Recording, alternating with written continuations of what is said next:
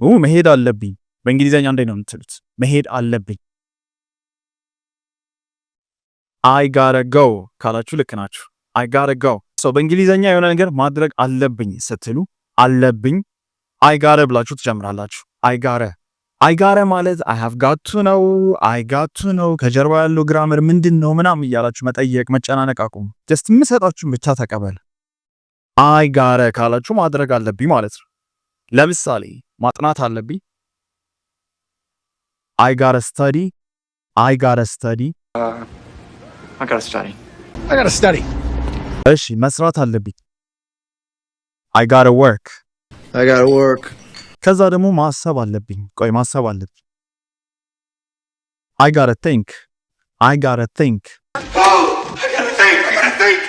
ዛሬ ምን ተማርን?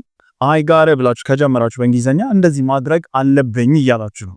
I hope ይቺ እንደምትጠቅማችሁ። እንደዚህ አይነት ተመሳሳይ ትምህርቶችን ደግሞ በነፃ ፕራይቬት ቴሌግራም ኮሚኒቲ ላይ ማግኘት ከፈለጋችሁ ኮሜንት ላይ yes በሉኝና እዚህ ላይ በምታዩት የቴሌግራም ዩዘር ኔም ገብታችሁ ፈልጉኝ።